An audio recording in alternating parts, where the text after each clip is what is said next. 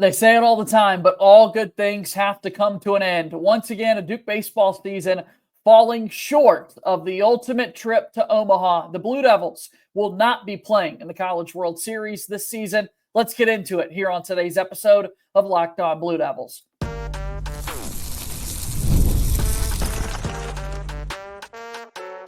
You are Locked On Blue Devils, your daily podcast on the Duke Blue Devils. Part of the Locked On Podcast Network, your team every day. Hello, everybody. Welcome into another episode of the Locked On Blue Devils podcast. My name is JJ Jackson. So great to have you here with us today on Tuesday, June 10th, 2025. Locked On Blue Devils is your one-stop shop where we discuss everything going on inside the life of Duke athletics. We're proudly a part of the Locked On Podcast Network, your team every day. A special shout out to all of our everydayers out there. Appreciate your great support that you've got here for our program.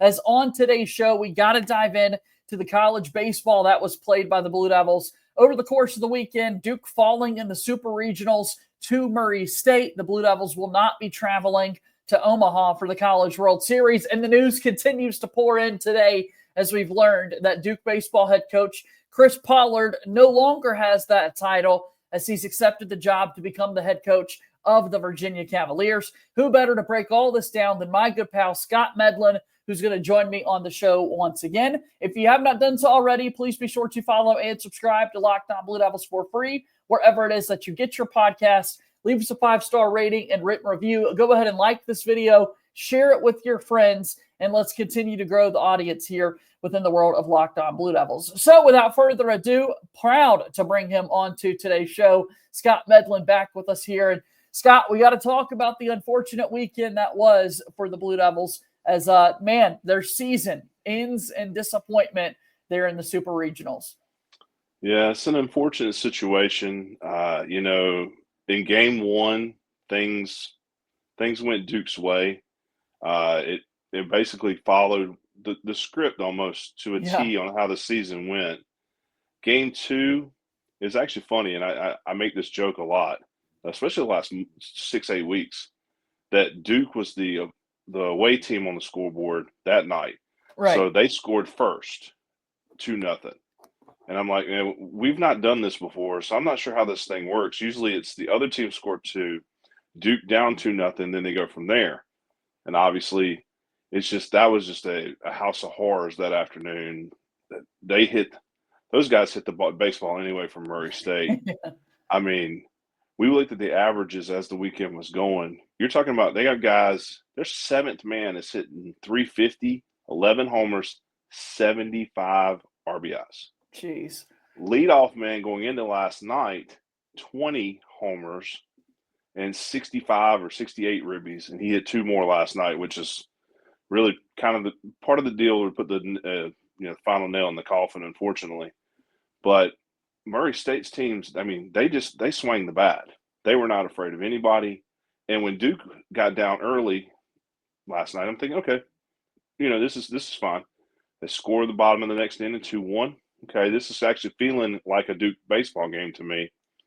And somebody asked me during the thing, they're like, it's 3-2 when Duke took the lead. They're like, didn't you think there'd be more offense?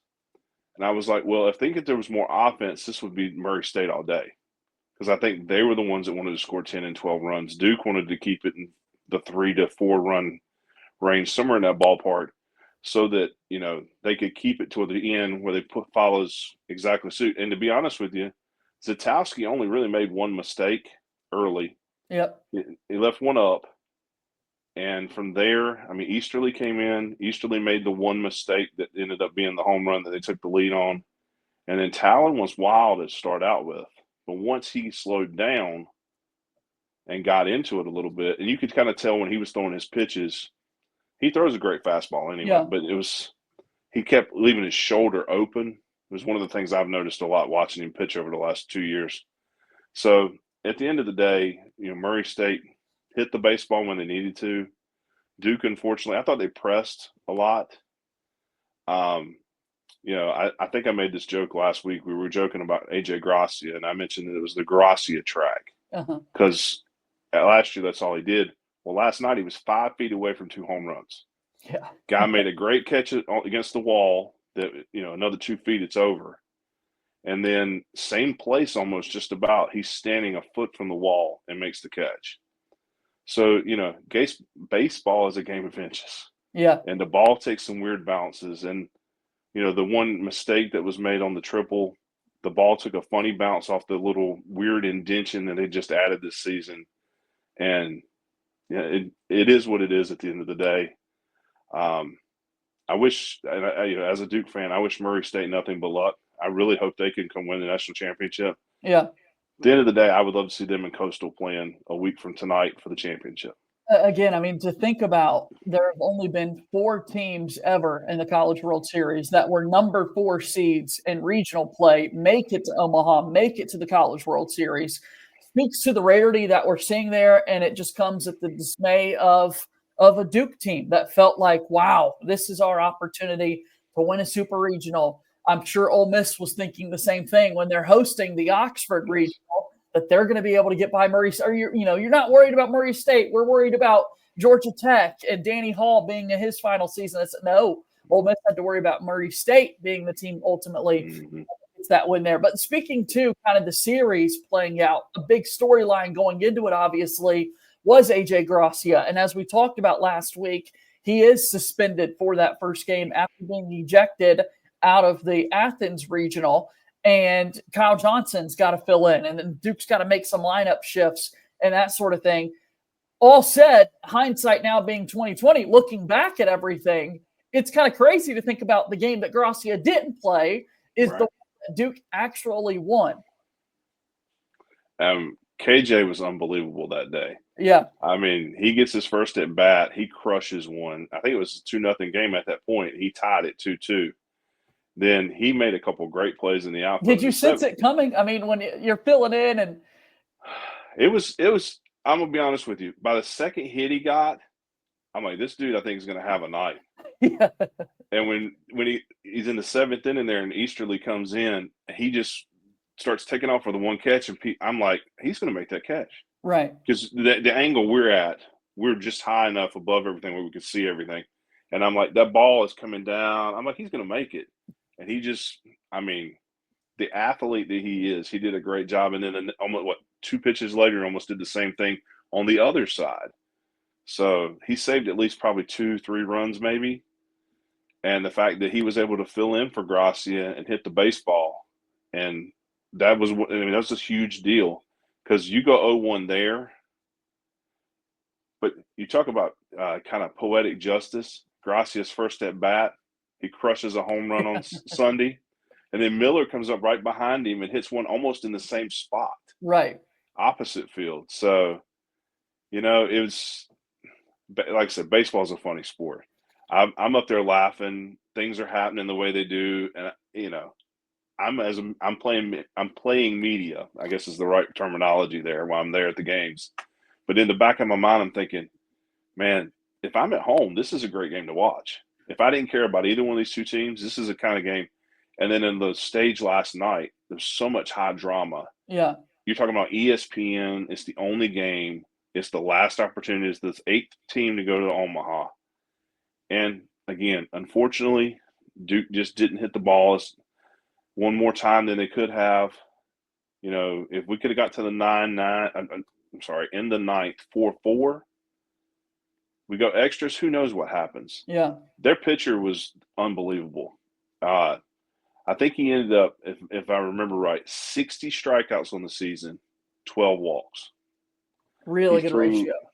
I'm trying to remember. He threw 150 pitches in the last 3 games he pitched. Threw 40 Saturday and threw almost 50 yesterday.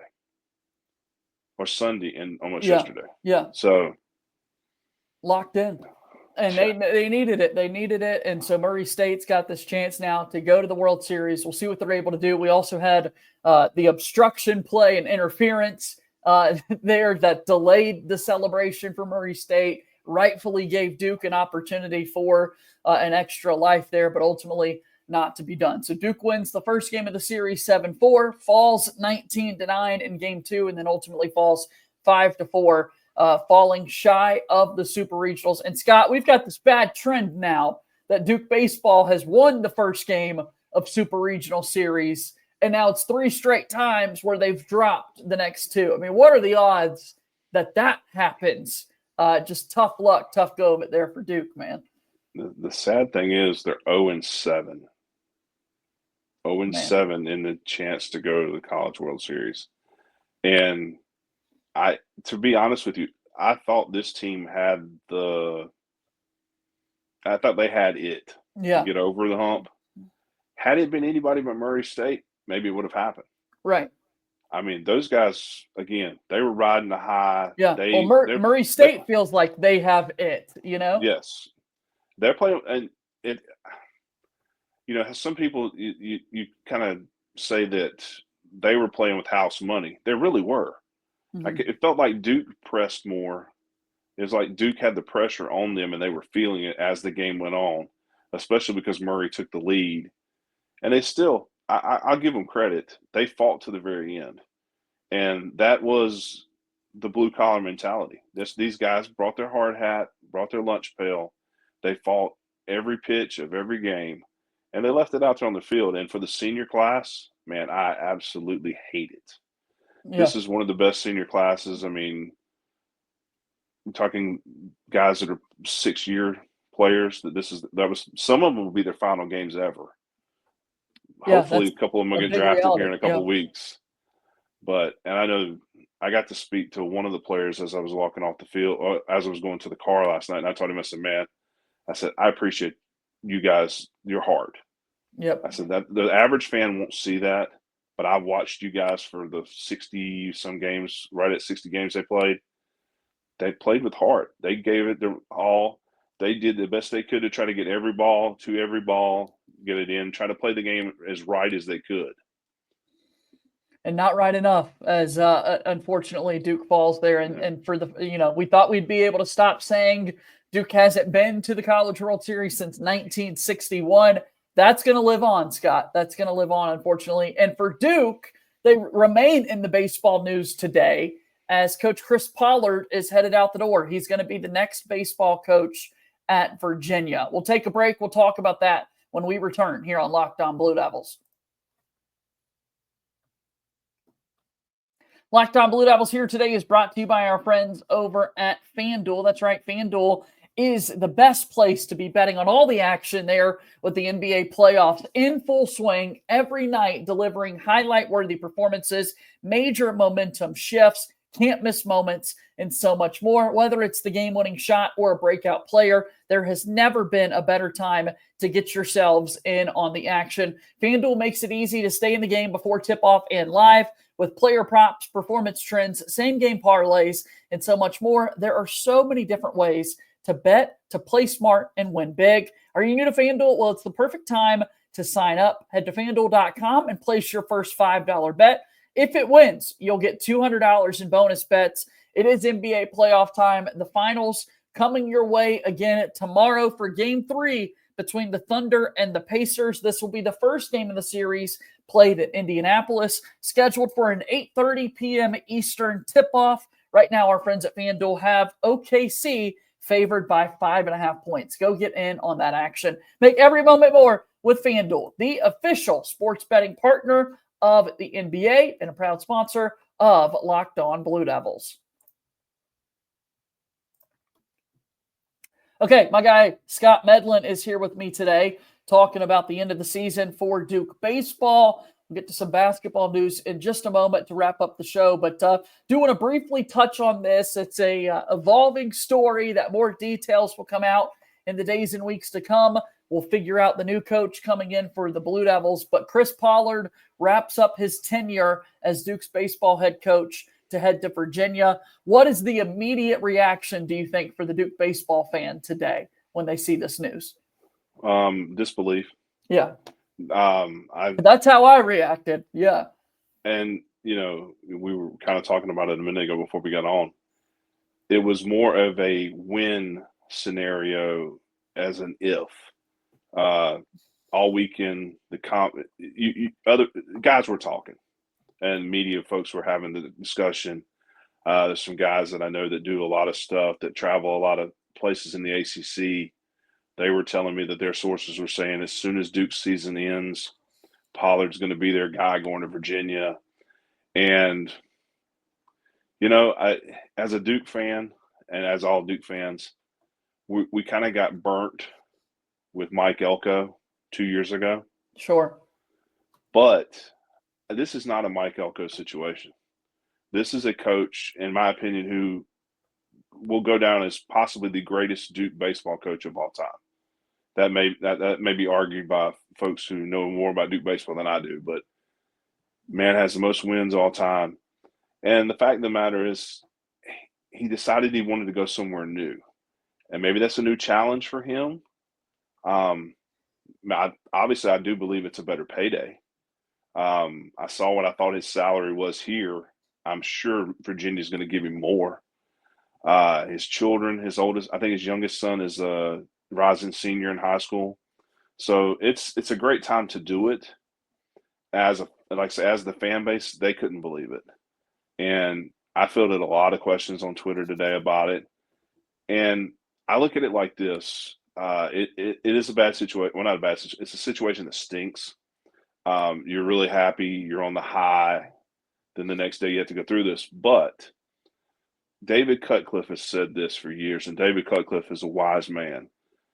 You always want to leave a place better than when you found it. And Chris Pollard did that. 100%. He put Duke baseball on the map. He fought. He did everything he could for Duke baseball the 12, 13 years he was here in Durham. And I look, at the end of the day, I got to give the man a hand. Absolutely. Great job. You did a great job. You did the best of your ability. You taught these kids. You did a lot. You worked with them. So now as a Duke fan, we got to look forward.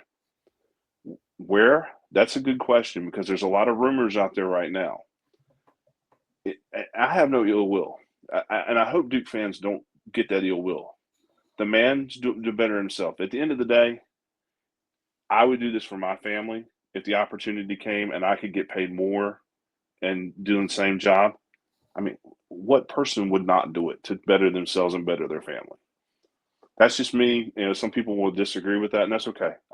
It doesn't hurt my feelings, but that's my opinion.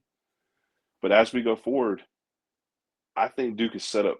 I think they're in a great spot. You're talking about now that this season is over, the second phase of the renovation is supposed to start very soon, last I heard. Right. So you're talking about a new manager, a new coach coming in. Now, granted, he's got to bring his own staff because all the staff left and went to Virginia. That was a weird one, because I don't think I've seen that a lot in most places. But hey, it is what it is. Those guys did a great job this season, and I'm happy they're able to stay together. And I hope Virginia has a great season next year. I hope they lose every time they play Duke, but I hope they have a great season, and they beat Carolina every time they play them. But anyway, but as we look forward here, and I know this may be something you're trying to get to. The first name you hear is LSU's hitting coach, Josh Jordan, who is a former Duke assistant. Yep. He knows the area. He's recruited. He's been here. I think he was here like 4 or 5 years. Did a great job. He's obviously doing a great job at LSU. They're in the College World Series. They're the number 6 team overall. I think there was another name or two they threw out there. I'm going to throw a name out there that I've been talking about since yesterday when the conversation came up, and I really thought it was going to happen. And the other thing about this, too, is you can't really talk to Jordan till the World Series is over. Yeah. Or till LSU's eliminated. I say once Murray State's eliminated, you go call to that man. You go ask him. I looked his salary up today. He's only making $58,000 a year at Murray State. And all the great stories about everything they've gone through and everything they've done. He knows how to win. He can get a team together. And, I mean, if some of those guys got eligibility and he comes over here, I would love to see a couple 75 ribby guys playing on next year's Duke team. No, the Racers offense was incredible to watch. Right then, hats off to them. We'll see what they're able to do in the College World Series. That's a good idea. I mean, I'm sure there might be a call that's made there. There may be another person that, out there.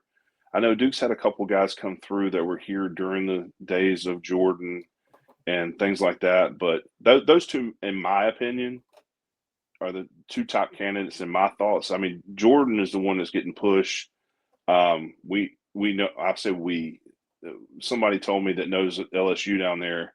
They're talking about Josh Jordan leaving and coming to Durham. So you almost feel like that it's a when, not if thing. And if it is, hey, the guy knows the area, I'm okay with it. Yep. He had been at Appalachian State with Coach Pollard. He had been at, obviously, on the Duke staff. Josh Jordan's hometown is Gastonia. They're in the state near the Charlotte area. So it makes sense in a lot of different perspectives for him to come and be the next man for the Duke baseball program. I'll hold that for a moment because I do want to go back just to the Chris Pollard discussion of this and kind of celebrating what he did. 5 winning seasons in ACC play. You look at Duke baseball the 50 years prior to him arriving, that had only been done once. Just looking at some of these numbers, taking Duke to 4 super regionals had never been done before. That was all done under his leadership, winning 2 ACC baseball championships in the tournament format. I mean, just the things he was able to do throughout the course of his career, insane. And obviously, much love out to Coach Pollard for making this program relevant in so many ways. Oh, definitely. And it's kind of funny, back when they didn't allow all the teams to go to the tournament, every year you would get down to the last 2 or 3 weeks. Oh, at least I would. And I'm like, does Duke even have a chance? Because you had to have a certain number. And for so many years, it wasn't even close. They weren't even winning double digits in the conference. To see the turnaround that's made, and hey, I really think you could do something. I mean, I don't think they will, but I wish there was a way to keep him. But you can't do that anymore. It's hard to do in any sport. You can't keep a coach. It's hard to keep players. I mean, it's free agency in college football, in college anything, because it's just like the pro almost. But I enjoyed the man. Great family, and I hate to see him go, but I'm happy for him. Yeah, absolutely. It's a Virginia team that you talk about the Cavaliers program. They won the title in 2015. They were runners-up in 2014. They've been to 7 College World Series since 2009 alone. And you want to talk about Duke baseball hasn't been there since 1961. And the last thought here, Scott, before we take our last break, is you look at this Duke baseball program, you want to be able to ride the high, to build off this. You mentioned the next phase of renovations that are there. There is the reality that over the course of this past weekend, people were watching Super Regionals playing and looking at Jack Combs Field and thinking, this is a college baseball facility? This is crazy. I mean, it takes a simple Twitter search to see a little bit of the negative conversation that was out there about, you think of this big, massive Duke brand that's there, and yet this is the on-campus setup that the baseball team has. I know that that's something Chris Pollard has talked about, and to his credit, leaving the place better than when you found it, it's absolutely in that space. Now for Duke, you just got to continue building that, continue making the renovations and steps and progress there. Because what we haven't even talked about, now you worry that these players are going to walk out the door with him too. Mm-hmm, exactly. And, I want to give a quick shout out, if I can, to the operations staff and everybody who put the stuff together. Saturday afternoon, 2686 was the attendance. I was joking with another guy, and this is hilarious because me and him have been at a lot of games together this season. And we're talking 200, 250. That's some a nights. Massive jump. Yeah. And when you're talking about, and I put a video out there on Twitter, so if you want to go back and see my video from Saturday, there were hundreds of people lining up at 11:30 to get into the gates at 12. That just shows how hungry people were. And that hunger can still be there. Yep. I still think we could – I'm not saying we got to bring in bleachers for every game, but we could definitely pack out as much as we can as the season goes on next year. No doubt. It's going to happen. We're going to continue to build off this momentum with Duke baseball, and we'll figure out who this next coach is. Of course, we'll have plenty of updates coming your way here on Locked On Blue Devils. All right, Scott, let's take one more quick timeout here, and when we come back, we'll continue our discussion in this episode of Locked On Blue Devils.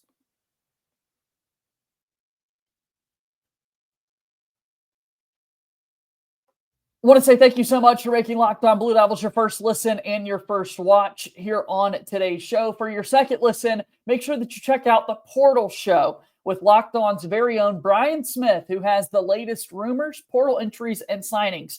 Go ahead and be the most informed fan on the rapid changes to the college football landscape. You can find the Portal on YouTube or wherever it is that you listen to your podcasts. Again, that's the Portal Show. Check it out right after this, and also make sure that you check out Locked On College Basketball. All right, let's get back to today's show. Scott Medlin is here with me today, one of the guys from the Section 17 podcast. Go support their great work. Scott, before we get out of here, do want to talk about some daily updates here in the world of college athletics for people. Pretty significant rule changes were announced today in college basketball, where they now have instituted coaches' challenges are coming to the sport.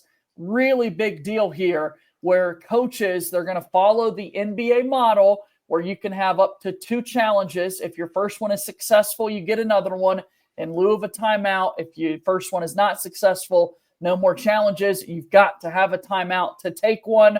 But this is really significant. The ultimate goal here is they're trying to speed up the pace of play. Oh, I love the idea. Yeah. I think this is a great thing. I like the replay system in general in all the sports, but when you have to spend 3.5 to 5 minutes trying to figure it out, there's no way. The fact that some of the stuff is like bang bang. It's a simple thing, and it takes you 3.5 minutes to do it. Now that you can only do it at certain times, I love this new rule. I think it would definitely help the speed of play. And you won't have to worry about, like in the NCAA tournament this past season, every 5 seconds somebody doing that number. Yeah. I got tired of watching that. I mean, Yep. I want to see you shoot the ball. I don't want to see you do this number constantly. Asking for a review. Yeah. Yeah. So, and now I think that would cut down on that also too. And at the end of the day, they want to get them all right. And I understand that part. And no umpire, no referee, no nothing wants to make a bad play that costs the team a game, because you'll never hear the end of it no matter where you go the rest of your life. But they're human just like we are. They make mistakes. So I'm glad that they're able to at least try to fix the problem. And coaches, it's like some coaches wait and use their timeouts to the very end. I used to coach basketball. I never called a timeout unless I was trying to kill a run for the other team. Sure. I tried to save them to the end so I could play defense or set up a play at the end. Then I think this will be something really good the last 2 minutes of every game. If you don't use a challenge, you save it for that, because you may need an out-of-bounds play that's off a fingertip that looks live like you can't tell. And we saw that in the NCAA tournament a couple times, especially when Duke was playing. Yep. There were a couple plays, it's just like the slightest thing live, and then you go back and look at the replay, and you can clearly tell it goes right off the finger. So I love the idea. I think it's a good way to try to make – I don't want the NBA model completely, but I do like the change. So I think it'll be great for college basketball. Again, teams must have a timeout to request a review. If the challenge is successful, teams will get an additional replay challenge for the rest of the game. If the initial challenge is unsuccessful, the teams will not be able to challenge the rest of the game. Officials can still initiate video review on goaltending and restricted arc plays in the final 2 minutes of the game. However, out-of-bounds reviews can now only be initiated by a coach's challenge. So kind of reading there from the big rule changes. Another big thing that the NCAA Playing Rules Committee announced is that there is still more positive momentum in moving the men's college basketball game from halves to quarters. That's something that they're waiting to see if it's going to be in this season, or in reading that, it's like, Scott, we're a year away, man, from the college men's game moving to quarters. I personally like that idea also. Yeah. I think it's going to change the strategy. Yep. And I think that's a good thing. You have to evolve in any sport nowadays. That's one of the things about Coach K. People said for the longest time he never evolved. Well, once he started coaching USA basketball, he turned into a totally different person as far as his coaching style. And it was a great thing. So I think the fact – you're going to get critics no matter what. There's going to be old heads that are like, yeah, we can't change anything. Why are we going to change? Somebody's going to complain. You're not going to win. But I think it helps basketball. I like the strategy part of it because then you have to play a little bit differently. Again, like I said, from the coaching side, because I look at things as a fan most of the time, but I also look at it from the eyes of a coach. Yep. I did it for so many years. I've helped out. I try to help out some of the young boys on the team where I call basketball games and stuff. You try to help them before the games and stuff like that. That's how I see things, and it's a great idea. I think it changes the pace, the timing of everything. I mean, Definitely. and then the big thing that a lot of people are pointing, like college basketball at the men's level, is the only place that you find halves, right? The NBA, high school basketball, FIBA international competition, the women's college game, all of them are playing quarters, and yet men's college basketball is holding on to the halves that are there. And then the other thing, the last point to touch on here with basketball rule changes that a lot of people are wanting to know updates on, there is still no update at all in terms of a universal basketball being used. And I know that is something everyone wants to, because we go from a Nike ball to Wilson's in the tournament to some schools play with Adidas, some schools play with Under Armour. And, you've got people out there, Scott, that they look it up, they crunch the numbers, and they see the differences in shooting percentages for teams by the basketball that they're using. And I think that's another kind of one of those obvious things to me. Just have everybody use the same basketball. Is it that difficult? It seems like it should be simple. I mean, it is funny to me that, and I know why they do the things like this in the other sports. In football, you use your footballs. Right. You don't use a universal football. It's home team's football and the away team's footballs. And it's cool. I mean, fine that way. But we're in basketball. Yep. Why can't we? Everybody's got to use the same ball, so just make it universal. I mean, what are you hurting? Yeah. Because at the end of the day, it's so crazy that guys never shot a Wilson basketball, and we're in the semifinals of the national tournament. Are you kidding me? Yep. How in the world did we get to this point? So I think it's a great idea. I really and would we're like to to the see point it. where we don't want to hear sponsorships, right? That like, oh, this is a Nike school. It's like you can make up the money elsewhere. We can beyond a basketball that definitely. you're using. All right, we've got us both fired up here at the end of the show. But man, Scott, it's always great to have you on the program. Tell us about the Section 17 podcast. Where can people find it? How can they support you guys, man? So if you're looking for Duke football news or college football, we will be getting started here really soon. I mean, we were just talking about it last night. You'll find us at Duke FB Talk on Twitter, on Instagram. All the places. And then on Facebook, you'll find us Duke Football Talk. And the followers keep going up, which is a great thing. We appreciate everybody that follows us and keeps up with us. And they're already getting questions. How do you feel about this season? How are things coming? I'm ready. I think it's July 24th is the day that everybody's going to be in Charlotte for the kickoff. I'm excited about that. And I'll see you there again this year. Yep. It's going to be awesome. I'm looking forward to that. And honestly, I'm looking forward to the circus that's coming from Chapel Bill. Yep. Because they're going to be there. State's going to be there. It's going to be a great time. And even if you don't care about Duke football, just to sit back and watch with your popcorn. Just eat your popcorn as you watch Chapel Bill go around. I'm all excited about that. But if you're looking for Duke football stuff, we try to be fair. We try to be honest. If you don't have a team that you keep up with, I mean, we would love to get you on the bandwagon. Looking forward to the first game. I mean, August 28th is going to be here before we know it. It's going to be hot as blazes out there that Thursday night. But we're looking forward to it. We're excited. Looking for another great season. And, hey, going to see if Manny Diaz can possibly take us to the championship game since we haven't done that since can't wait. Moons ago. Well, Scott, we'll talk to you again soon, man. Thanks for being here today. Appreciate it, man. Thank you, JJ. All right. That's Scott Medlin joining me here on today's episode of Locked On Blue Devils. That's going to bring our show here today to a close. Thank you for your support. Be sure to follow and subscribe to us on X at @LO_Blue Devils. Subscribe to our YouTube channel. Subscribe wherever it is that you get your podcasts as well. As always, go Duke. I'll talk to you tomorrow. My name is JJ Jackson. Thank you and good day.